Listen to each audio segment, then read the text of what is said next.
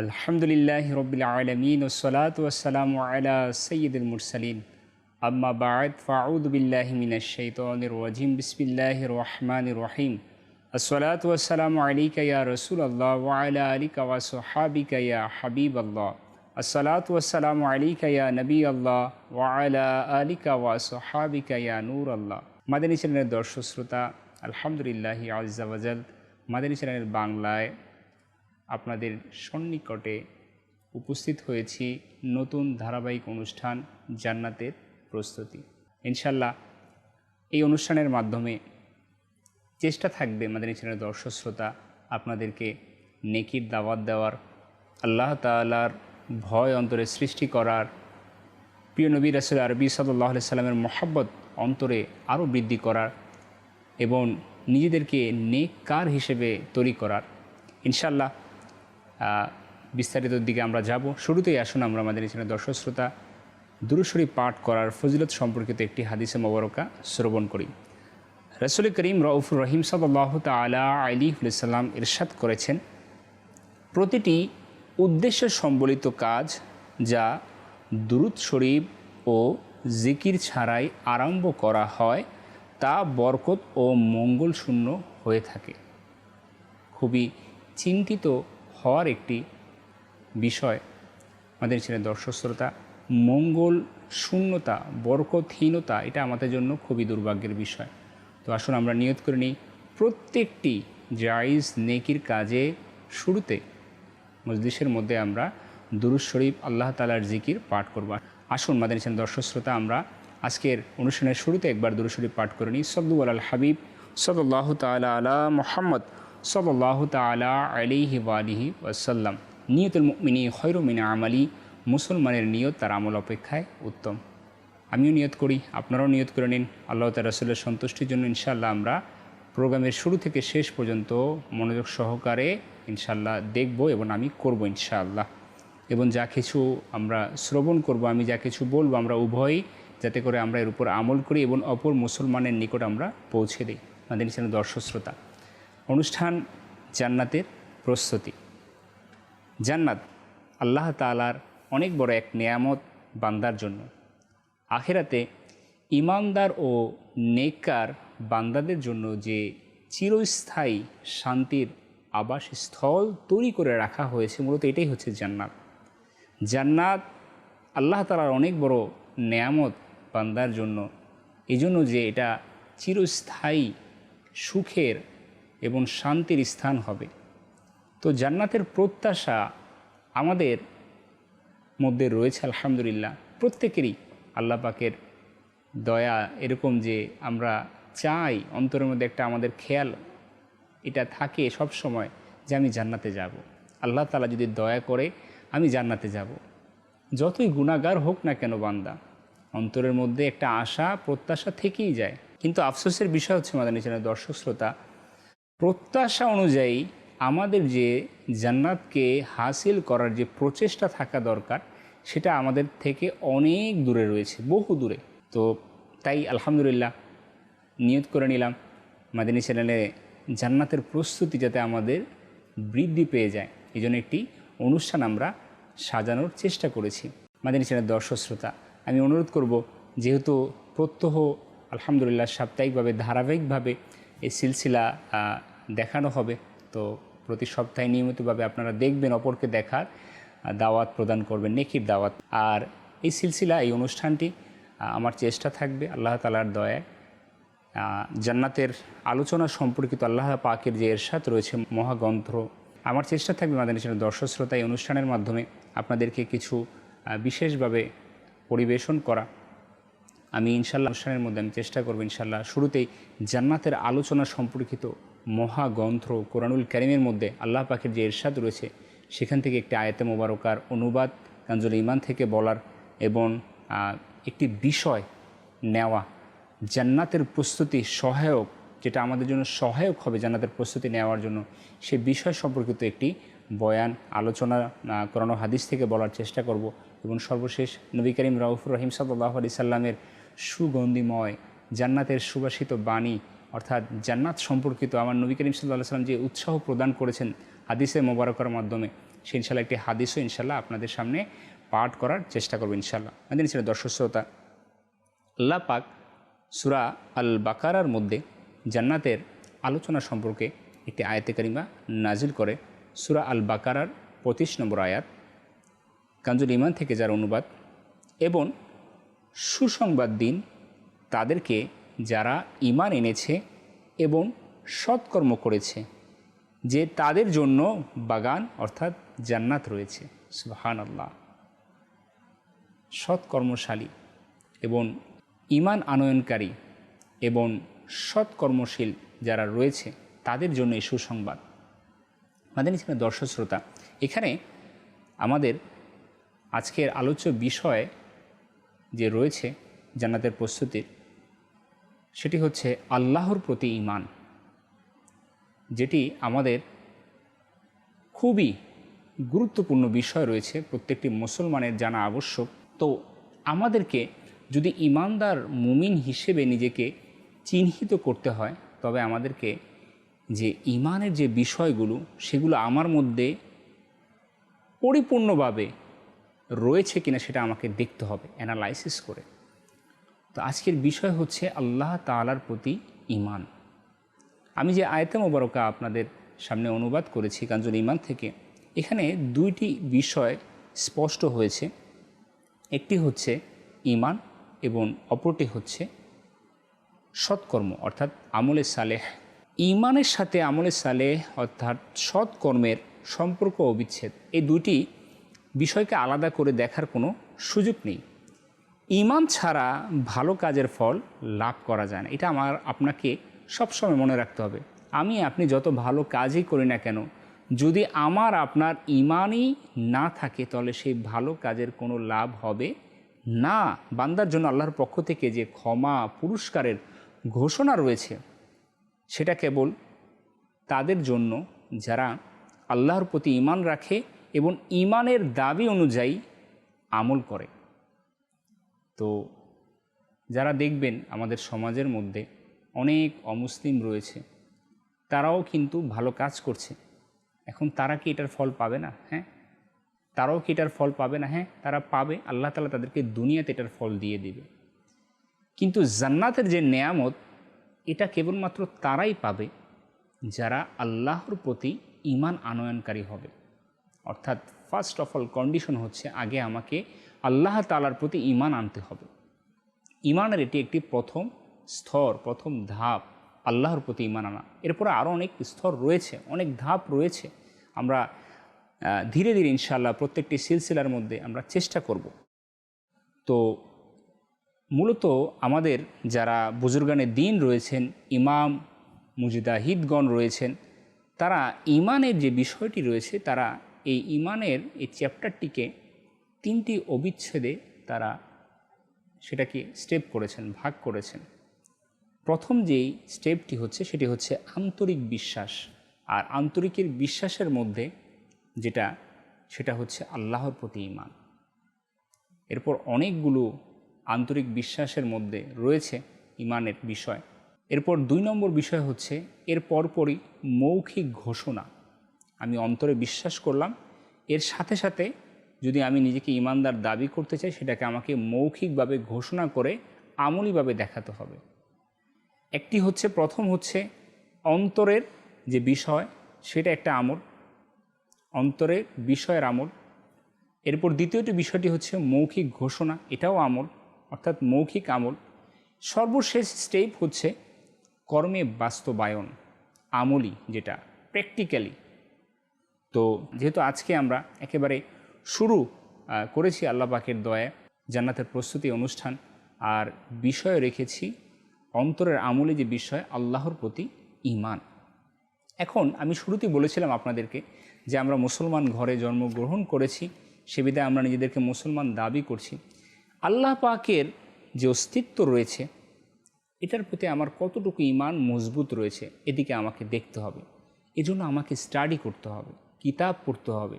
ওলামায়ে কেরাম, ওলামা আহলে সুন্নাত যারা রয়েছে, যারা বুজুর্গানে দ্বীন রয়েছে, তাদের থেকে আমাদেরকে পরিপূর্ণ জ্ঞান আহরণ করতে হবে। তাহলে আমি বুঝতে পারবো যে আল্লাহ তাআলার প্রতি আমার যে জ্ঞান থাকা দরকার, আল্লাহর অস্তিত্বের প্রতি যে জ্ঞান, আমার ইলম থাকা দরকার, সেটা আমার রয়েছে। আল্লাহর উপর ঈমান আনার অর্থ হলো যে তার অস্তিত্বের প্রতি দৃঢ় বিশ্বাস স্থাপন করা, কোনো সন্দেহ সংশয় ছাড়া এই বিশ্বাস স্থাপন করা যে তিনি একমাত্র প্রতিপালক। একমাত্র প্রতিপালক হচ্ছে আমার আল্লাহ, আমার রব তাআলা। তিনি একমাত্র উপাস্য মাবুদ, এবং তার যে অনেকগুলো গুণবাচক নাম রয়েছে, গুণ রয়েছে, এই যে বিষয়গুলো, এই বিষয়গুলোর প্রতি মূলত ঈমান আনাই হচ্ছে আল্লাহর প্রতি ঈমান আনা। যদি আমি আনতে পারি এই বিষয়গুলোর প্রতি, তাহলে আমি প্রকৃত মুমিন ঈমানদার হিসেবে নিজেকে বিবেচিত করতে পারবো। প্রথমত যে বিষয়টি, সেটি হচ্ছে আল্লাহর অস্তিত্বের প্রতি ঈমান আনা। ইসলামের শরীয়তের মধ্যে অসংখ্য দলিল রয়েছে আমাদের নিচে দর্শক শ্রোতা, যে আল্লাহর অস্তিত্ব প্রমাণ করে। এটা আল্লাহ তাআলার সৃষ্টির মধ্যে, সেটা আমি আপনি চাইলেই আমার আপনার বিবেককে খাটিয়ে সেটাকে আমরা অবলোকন করতে পারি। যার বিবেক আছে কিন্তু সে চাচ্ছে না, সে আত্মগোরামি করছে, এমন অনেক রয়েছে আমাদের সমাজের মধ্যে মাআযাল্লাহ, যে আল্লাহ তাআলার অস্তিত্বকে বিশ্বাস করছে না। সে বলছে আল্লাহ বলতে কোনো কিছুই নেই। কিন্তু যদি তার ব্যাকগ্রাউন্ড দেখা যায়, সে একজন মুসলমান ঘরেরই সন্তান, শয়তানের ধোকায় তার দুর্ভাগ্য, আল্লাহ তাআলার পানা, আল্লাহ তাআলা তার উপর নারাজ, যার কারণে এই বান্দা সে আল্লাহ তাআলার অস্তিত্বের বিষয়ে প্রশ্ন করে তুলছে। তো মুসলমান, এটা অনেক বড় আল্লাহ তাআলার দয়া, আমাকে আপনাকে আল্লাহ তাআলা করেছেন, যে আমাকে আপনাকে মুসলমান ঘরে সৃষ্টি করেছেন, তাই আমি আপনি ইমানের স্বাদকে নিতে পারছি। কিন্তু যারা বিবেক বুদ্ধি থাকার পরেও যেটা করছে না, এটা হচ্ছে সবচাইতে মূর্খতা। আল্লাহর অস্তিত্বের ব্যাপারে মানব ফিতরের মধ্যে যে প্রমাণ পাওয়া যায়, সেটা হচ্ছে যে প্রতিটি সৃষ্টি যে রয়েছে আল্লাহ তাআলার, প্রত্যেকটা সৃষ্টি স্বপ্রণোদিতভাবে তার স্রষ্টার প্রতি বিশ্বাসী হবে। হুজুর করিম সাল্লাল্লাহু আলাইহি সাল্লামের দরবারে এক ব্যক্তি এসে বলল, ইয়া রাসূলুল্লাহ সাল্লাল্লাহু আলাইহি সাল্লাম, যে আমার অন্তরের মধ্যে অনেক খেয়াল আসে, কুচিন্তা আসে আল্লাহ তাআলার ব্যাপারে, তো আমি এখন কি করব, কি উপায়? তখন হুজুর সাল্লাল্লাহু তাআলা আলাইহি ওয়াসাল্লাম হাদিসের সারাংশ খোলাসা, যে তাকে আল্লাহ রাসূল সাল্লাল্লাহু আলাইহি ওয়াসাল্লাম সান্ত্বনা দিচ্ছেন, এটা বলে তাকে ভরসা দিচ্ছেন আল্লাহ তাআলার উপর, যে তোমার মধ্যে ঈমান রয়েছে, যার জন্য তোমার অন্তরে খেয়াল আসছে। আমাদের ছিলেন দর্শক শ্রোতা, উদাহরণস্বরূপ যদি বলি, যার ঘরের মধ্যে সম্পদ আছে, দামি জিনিস বস্তু রয়েছে, তার ঘরেই কিন্তু চোর আসবে চুরি করার জন্য। তো ঈমান যে বিষয়টি, যখন এটা আমার আপনার মধ্যে থাকবে, তখন শয়তান আসবে এই ঈমানকে ছিনিয়ে নেওয়ার জন্য, আমার আপনার মধ্যে কুমন্ত্রণা সৃষ্টি করবে, আমার আপনার নফসের মধ্যে কুমন্ত্রণা, কুপ্ররোচনা আসবে। তখন আমার আপনার পরিচয় দিতে হবে ঈমানদারের। তখন আমাকে আপনাকে নির্দ্বিধায় বলতে হবে, আমার আল্লাহ আমার সাথে রয়েছেন, আমার আল্লাহ তাআলা আমাকে দয়া করবেন। তো রাসূল করিম সাল্লাল্লাহু আলাইহি সাল্লাম বলেছেন হাদিসে মোবারকা, যে প্রতিটি নবজাতক তার স্বাভাবিক প্রবৃত্তির উপর জন্মগ্রহণ করে, নর্মাল একেবারে। অতঃপর তার পিতামাতা তাকে ইহুদি বানায়, খ্রিস্টান বানায় বা অগ্নিপূজক বানায়। বুখারী শরীফের হাদিস 1358 এবং মুসলিম শরীফের মধ্যে 2658 নম্বর হাদিসের মধ্যে এটি কোড হয়েছে।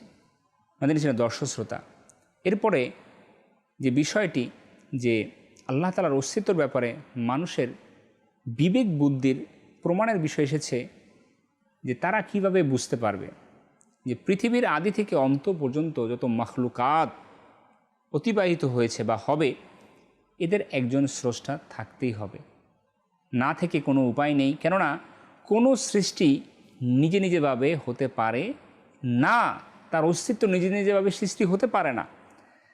কারণ কোনো বস্তু আপনাকে আমাকে সৃষ্টি করার ক্ষমতা রাখে না। অস্তিত্ব আসার আগে যে নিজে অস্তিত্বহীন ছিল, সে কিভাবে আমার আপনার স্রষ্টা হবে? আছে না এমন আমাদের সমাজের মধ্যে, দুনিয়ার মধ্যে, যারা একটি গাছকে তার স্রষ্টা বানিয়ে দেয়, তারা চাঁদকে নিজের স্রষ্টা মনে করে। চাঁদ ঘরের মধ্যে আলো দিচ্ছে, সে মনে করছে এটাই আমার স্রষ্টা। হ্যাঁ, কেউ তাকে অনেক বড় উপকার করে ফেললো, সে বলতেছে এইটাই স্রষ্টার রূপে আমার কাছে হাজির হয়েছে, মাআযাল্লাহ। আরে তাকে তো একজন সৃষ্টি করেছে। তো আমি আপনি এই যে খেয়াল করি, এটা আমার আপনার মূর্খতা যদি এরকম কেউ খেয়াল করে থাকে। প্রতিটি কর্মের পিছনে একজন কর্মকার থাকে, একজন সুকৌশল, সুশৃঙ্খল, সুনিয়ন্ত্রিত, সামঞ্জস্যপূর্ণ পদ্ধতিভাবেই প্রত্যেকটি কাজ হয়। এখন আমি আপনি একটু যদি দেখি আল্লাহ তাআলার এই সৃষ্টি পৃথিবীর দিকে, তাহলে আমার আপনার এই যে ব্রেন রয়েছে সেটা খুলে যাবে। আসমানের 7টি স্তর রয়েছে, এর কোনো খুঁটি নেই, ঝুলন্ত অবস্থায়। কে এই আসমানকে সৃষ্টি করল? কখনো কি আমি আপনি চিন্তা করেছি? এত সুশৃঙ্খলভাবে আসমানগুলো উপরের মধ্যে স্তর বাই স্তর, স্টেপ বাই স্টেপ অবস্থান করছে, খুঁটিবিহীন। নিশ্চয়ই এর কোনো স্রষ্টা রয়েছে, হ্যাঁ, আর তিনিই হচ্ছেন আল্লাহ তাআলা। এটাই হচ্ছে আমার আপনার ঈমান, আর এই ঈমানই আমার আপনার জান্নাতের প্রস্তুতি। মাদানী চ্যানেলের দর্শক শ্রোতা, যদি আমি আপনি দেখি যে কোনো জিনিস ঘরের মধ্যে যে একটা খাবার তৈরি হয়েছে, তখন আমরা কিন্তু জিজ্ঞাসা করি খাবারটা কে তৈরি করলো? এত স্বাদ, এত মজা, এত সুন্দর পরিবেশনা। তো এইভাবে আমাকে আপনাকে চিন্তা করতে হবে। এত সুন্দর এই জমিন, এত সুন্দর এই আসমান, এত সুন্দর এই পাহাড় পর্বত, নদী নালা, কে করলো সৃষ্টি? এমনি এমনি তো হয়নি, এমনি এমনি তো আপনার ঘরের খাবারটা হয় না, কেউ না কেউ তো তৈরি করে দেয়, তারপরেই তো খাবারটা আপনার আমার সামনে আসে। আমি আপনি একটু চিন্তা করি, এই আসমানের মধ্যে প্রচণ্ড রোদ, তাপমাত্রা, আবার হঠাৎ করে আসমানের মধ্যে কোথা থেকে জানি মেঘের খণ্ড চলে আসে, বৃষ্টির পরশ আমার আপনার গায়ের মধ্যে লেগে যায়, তখন প্রশান্তি অনুভূতি হয়। কে দিল এই বৃষ্টি? কে দিল এই রোদ? আল্লাহ তাআলার অস্তিত্ব। এখানে আমাকে আপনাকে চিন্তার মধ্যে নিয়ে আসতে হবে। আমাদের যেন দর্শক শ্রোতা, এই চিন্তাই আমাকে আপনাকে জান্নাতের প্রস্তুতির সহায়ক করে তুলবে। একটু উদাহরণ দিচ্ছি। আপনার কাছে এসে একজন কেউ একটি সুরম্য অট্টালিকার গল্প করল, যার চারিদিকে পুষ্পশোভিত বাগান, যার পাদদেশে নয়ন বিরাম নহর, খাট, পালঙ্ক, গালিচায় সে উদ্যান, সুসজ্জিত সৌন্দর্য সেখানে ছড়িয়ে রয়েছে। তো তারপর বলল যে এই অট্টালিকা আর তার চারপাশে যাবতীয় সাজসজ্জা সব কিছু নিজে নিজে হয়ে গিয়েছে। এটা যদি কেউ আমাকে আপনাকে বলে, তাহলে আমি আপনি এটাকে নিছক মিথ্যা কথা ছাড়া আর কিছুই বলবো না। কিভাবে সম্ভব? এ কথা শুনলে আপনি নিঃসন্দেহে লোকটিকে অবশ্যই মিথ্যাবাদী হিসেবে সাব্যস্ত করবেন এবং তার এই দাবিকে হেসে উড়িয়ে দিবেন। তাই যদি হয়, তাহলে কিভাবে আমি আপনি এটা মানতে রাজি নয় যে সুবিশাল মহাবিশ্ব, আকাশমণ্ডল, গ্রহ নক্ষত্র, তারকারাজি এত নিখুঁত, এত নিপুণ, সব কিছু কোনো একজন সৃষ্টিকর্তা ছাড়া আপনি সৃষ্টি হয়েছেন। তো এটা আমাকে আপনাকে মেনে নিতে হবে। আল্লাহ তাআলার অস্তিত্ব রয়েছে। আল্লাহ তাআলা এই সুবিশাল সুমহান এই জাহানকে আল্লাহ তাআলা সৃষ্টি করেছেন। দ্বিতীয়ত যে বিষয়টি, আল্লাহর কর্তৃক প্রতিপালকত্বের বিশ্বাস স্থাপন, অর্থাৎ এই বিশ্বাসে অটল থাকতে হবে যে আল্লাহ তাআলা একমাত্র রব, একমাত্র প্রতিপালক। এ মহাবিশ্ব পরিচালনায় তার আর কোনো অংশীদারি সহযোগী নেই। প্রথমে আমরা আলোচনার মধ্যে শুরুতে বলেছিলাম যে আল্লাহ তাআলা সৃষ্টি করেছেন। এখন আমাকে আপনাকে এরপরেই ঈমান আনতে হবে এই বিষয়টির উপর যে আল্লাহ তাআলা এক মাবুদ, যিনি এই পুরো মহাবিশ্বকে সৃষ্টি করেছেন। পবিত্র কোরআনে অনেক জায়গায় আল্লাহ তাআলা বারবার এই বিষয়ে আল্লাহ তাআলা আয়াত নাজিল করেছেন। কাদের জন্য? নির্বোধদের জন্য। তাদের যাতে হুঁশ ফিরে আসে, তারা যাতে বুঝতে পারে যে আল্লাহ তাআলার কোনো সহযোগী নেই, আল্লাহ তাআলা এক। তো আফসোসের বিষয় হচ্ছে যারা বুঝেও বুঝে না, যারা নিজের বিবেককে খাটায় না, তারা দুর্ভাগা। আল্লাহ রাসূল সাল্লাল্লাহু তাআলা আলাইহি ওয়াসাল্লাম আমাদেরকে সহজ করে দিয়েছেন। আল্লাহ তাআলার যে আয়াত তার উপর নাজিল হয়েছে, সেটা বান্দার কাছে তিনি উপস্থাপন করে বান্দার ঈমানকে আরও দৃঢ় করেছেন। আল্লাহ সুবহানাহু ওয়া তাআলা সূরা ফাতিরের মধ্যে আল্লাহ পাক ইরশাদ ফরমান, তিনি আল্লাহ তোমাদের প্রতিপালক, সার্বভৌমত্ব একমাত্র তারই, আর তোমরা আল্লাহর পরিবর্তে যাদেরকে ডাকো তারা তো খেজুর আটির উপরে পাতলা আবরণ বরাবর, অতি তুচ্ছ, কিছুরই মালিক নয়। আল্লাহ সুবহানাহু ওয়া তাআলা আরও ইরশাদ করেন সূরা আরাফের মধ্যে, জেনে রাখুন সৃষ্টি করা ও হুকুমের মালিক তিনি, অর্থাৎ আল্লাহ তাআলা। এরপর আল্লাহ সুবহানাহু ওয়া তাআলা আরও বলেন সূরা ইউনুসের মধ্যে, বলুন তিনি কে যিনি আসমান ও জমিন হতে তোমাদেরকে রিজিক পৌঁছিয়ে থাকেন, অথবা কে তিনি যিনি কর্ণ ও চক্ষুসমূহের উপর পূর্ণ অধিকার রাখেন, আর তিনি কে যিনি জীবিতকে মৃত থেকে আর মৃতকে জীবিত থেকে বের করে আনেন, আর তিনি কে যিনি সমস্ত কার্যাদি পরিচালনা করেন। অবশ্যই তারা বলবে যে তিনি একমাত্র আল্লাহ। সুতরাং আপনি বলুন, তবে কেন তোমরা তাকে ভয় করছো না? আমাদের চ্যানেলের দর্শক শ্রোতা, আমার আপনার এখান থেকে অনেক বড় শিক্ষা, যে কে আমাকে রিজিক খাওয়াচ্ছে, কে আমার এত সুন্দর অবয়বকে সৃষ্টি করেছেন, কে আমার চোখের মধ্যে এত দৃষ্টিশক্তি দিয়েছে যে আমি দূর থেকে দূরান্তর জিনিসগুলোকে আমি দেখছি, কে আমার কর্ণতে শক্তি দিয়েছেন, আমি সকল কিছুর আওয়াজকে শুনতে পারছি। তিনি তো আল্লাহ যিনি আমাকে সৃষ্টি করেছেন, তিনিই তো আল্লাহ যিনি আমার মৃত্যু দান করবেন।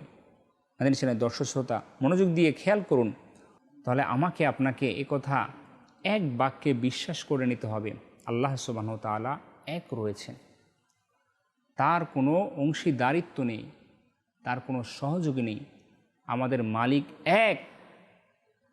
যদি দুনিয়াবি আমি আপনি কোনো মিসাল দেই, দেখবেন এক ঘরের মধ্যে যদি দুইজন পরিচালক থাকে তাহলে এই ঘরের অবস্থা হবে কি? তাহলে এই ঘরের অবস্থা হবে সম্পূর্ণ বিশৃঙ্খলা পরিপূর্ণ একটি ঘর। কেননা দুইজন পরিচালক, তাদের খেয়াল থাকবে দুইভাবে, তাদের চিন্তাধারা থাকবে দুই রকম, তখন এর মধ্যে বিশৃঙ্খলা অবশ্যই আসবে। আল্লাহ তাআলা এক। আল্লাহ তাআলা যখন চান বৃষ্টি প্রদান করেন, যখন চান আকাশের মধ্যে রৌদ্র দিয়ে দেন।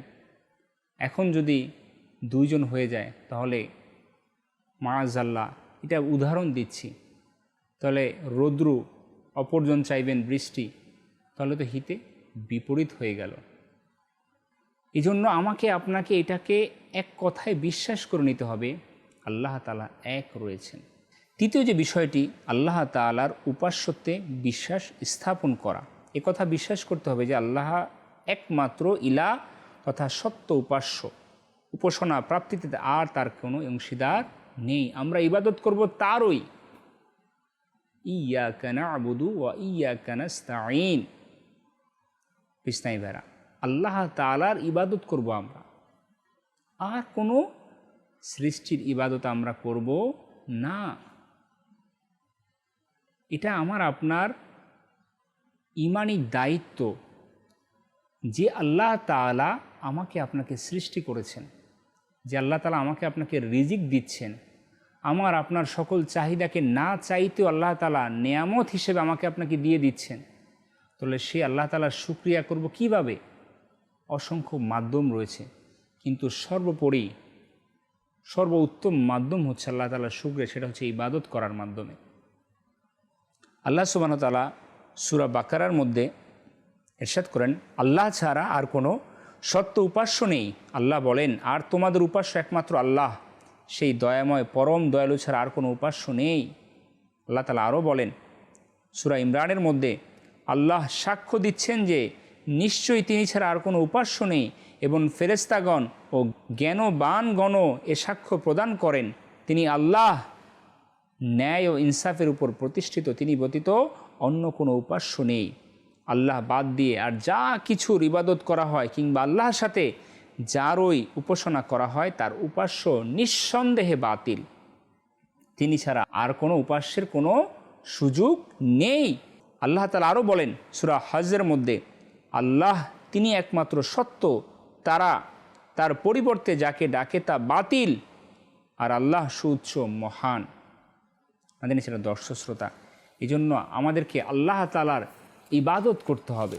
5 ওয়াক্ত নামাজ আল্লাহ তাআলার হুকুম রয়েছে ফরজ ইবাদতগুলোর মধ্যে, নামাজকে আমরা আদায় করি। আপনি যদি নিজেকে ইমানদার হিসেবে দাবি করতে চাই, তাহলে আমাকে আপনাকে নামাজ পড়তে হবে।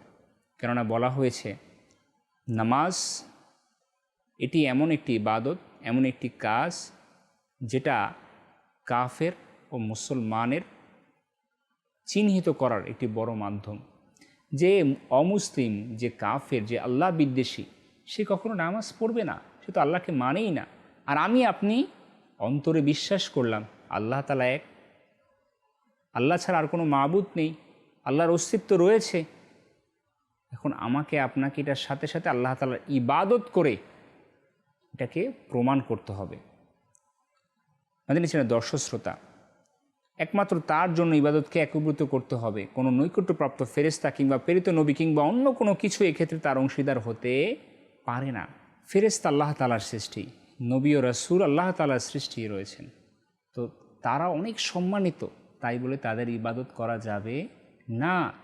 আল্লাহ তাআলার ইবাদত আমাদেরকে করতে হবে। সর্বশেষ যে বিষয়টি, আল্লাহর প্রতি ঈমান, আল্লাহর সুন্দর নাম ও সিফাত সমূহের উপর বিশ্বাস স্থাপন করা, এর উপর আমাদেরকে পরিপূর্ণ বিশ্বাস স্থাপন করতে হবে। কেননা আল্লাহ রাব্বুল আলামিন তার নিজের জন্য তার কিতাবে বা তার রাসূলের সুন্নতে যে সমস্ত উপযুক্ত সুন্দর নাম ও সিফাত সাব্যস্ত করেছেন, সেগুলোকে কোনো ধরনের তাহরিফ অর্থাৎ গুণকে বিকৃত করা, তাতিল অর্থাৎ গুণকে অস্বীকার করা, এবং তাকঈফ গুণ বা বৈশিষ্ট্যের অবয়ব নির্ধারণ করা, বা তামসিল মাখলুকের গুণের সাথে সাদৃশ্য দেওয়া ছাড়া নিঃসংকোচে সেটাকে মেনে নিতে হবে। আল্লাহ তাআলা সূরা আরাফের মধ্যে বলেন, আর আল্লাহর সুন্দর সুন্দর ভালো নাম রয়েছে, সুতরাং তোমরা তাকে সেসব নামই ডাকবে, আর তাদেরকে বর্জন করো যারা তার নাম বিকৃতি করে, অচিরেই তাদেরকে তাদের কৃতকর্মের প্রতিফল দেওয়া হবে। আমাদের দর্শক শ্রোতা, আল্লাহ তাআলার গুণবাচক যে নাম রয়েছে, সেই নামে আমাদেরকে ডাকতে হবে। আল্লাহ তাআলা রহিম, আল্লাহ তাআলা রহমান, আল্লাহ গফফার, আল্লাহ তাআলা অনেক বড় দয়াশীল, আল্লাহ তাআলা অনেক বড় ক্ষমতাশীল রয়েছেন। এই যে নামগুলো, এই নামের অর্থগুলো আমাদেরকে জানতে হবে, এর উপর বিশ্বাস স্থাপন করতে হবে, এবং এইভাবে আল্লাহ তাআলাকে আহ্বান করতে হবে। তোমাদের চ্যানেল দর্শক শ্রোতা, যেহেতু আমাদের অনুষ্ঠানটি একটি সময়ের মধ্যে নির্ধারিত রয়েছে, তাই আমাদেরকে সেই সময়ের দিকে তাকিয়ে অনুষ্ঠানকে পরিচালনা করতে হবে। সময়ের একেবারে শেষের দিক, যেহেতু আমি আপনাদেরকে শুরুতেই বলেছিলাম যে ইনশাল্লাহ অনুষ্ঠানের মধ্যে আমরা চেষ্টা করব জান্নাত সম্পর্কিত একটি আয়াতে মোবারকা, এরপর জান্নাতের প্রস্তুতির সহায়ক একটি বিষয়, যেটা আমরা চেষ্টা করেছি খুব স্বল্প আকারে। আল্লাহ তাআলার প্রতি ঈমান, এটি হচ্ছে জান্নাতের প্রস্তুতি সহায়ক একটি বিষয়। তো আমরা এটার উপর জ্ঞান অর্জন করি এবং যা কিছু শুনে উপর আমল করি। এবং সর্বশেষ আমরা বলেছিলাম যে হুজুর করিম রাউফুর রহিম সাল্লাল্লাহু তাআলা আলাইহি ওয়াসাল্লাম যে জান্নাতের আলোচনা সম্পর্কিত সুগন্ধিময় হাদিসে মোবারকা ইরশাদ করেছেন আমাদেরকে উৎসাহ দেওয়ার জন্য, জান্নাতকে হাসিল করার জন্য। একটি হাদিসে মোবারকা আমরা ইনশাআল্লাহ পাঠ করব এবং আপনারা শ্রবণ করবেন। নবী করিম রাউফুর রহিম সাল্লাল্লাহু আলাইহি ওয়াসাল্লাম বলেন, আল্লাহ তাআলা ইরশাদ করেন, আমি আমার পুণ্যবান বান্দাদের জন্য জান্নাতে এমন সব বস্তু তৈরি করে রেখেছি যা কোনো মানুষের চোখ কোনো দিন দেখেনি, কোনো মানুষের কান কোনো দিন শোনেনি, আর মানুষের অন্তর যা কোনো দিন কল্পনাও করতে পারেনি। সুবহানাল্লাহ, এমন জান্নাত আল্লাহ তাআলা আমাদের জন্য রেখেছেন। সেই জান্নাত কে না চায়? শুরুতে বলেছিলাম প্রত্যাশা তো আমাদের রয়েছে, কিন্তু প্রচেষ্টা কই? সেই অনুযায়ী আমাদের প্রচেষ্টা নেই। মাদানী চ্যানেল দর্শক শ্রোতা, অনুরোধ করব, আসুন না আমরা আজকে যা কিছু শুনলাম নিয়ত করেন ইনশাআল্লাহ এর উপর আমরা আমল করব। আল্লাহ তাআলার উপর আমরা যে ঈমান রাখার মতো যে জ্ঞান থাকা দরকার, যে জ্ঞান আল্লাহ তাআলার সত্তার উপর আমাদের থাকতে হবে, আল্লাহ তাআলার অস্তিত্বর বিষয়ে, আল্লাহ তাআলা রয়েছেন, আল্লাহ তাআলা এক, আল্লাহ ছাড়া অন্য কোনো সৃষ্টির ইবাদতের উপযোগী নেই, এবং আল্লাহ তাআলা যে সিফাত ও নাম রয়েছে, গুণাবলী রয়েছে, এগুলোর নাম জানা এবং এর উপর আমাদেরকে আমল করা, আল্লাহ তাআলা ওই নামে আহ্বান করা। আল্লাহ তাআলা আমাদেরকে এর উপর আমল করার তৌফিক দান করুন। মাদানী চ্যানেল দর্শক শ্রোতা, আজকে এই পর্যন্তই। অনুরোধ করব আগামী সপ্তাহ আপনারা অনুষ্ঠানটি দেখবেন, অপরকে দাওয়াত দিবেন। জান্নাতের প্রস্তুতি ইনশাআল্লাহ আমরা প্রত্যেকে নেওয়ার চেষ্টা করি। ততক্ষণ পর্যন্ত ভালো থাকবেন, সুস্থ থাকবেন, মাদানী চ্যানেলের সঙ্গে থাকবেন। সাল্লাল্লাহু আলাল হাবিব সাল্লাল্লাহু তাআলা আলা মুহাম্মদ সাল্লাল্লাহু তাআলা আলাইহি ওয়া সাল্লাম।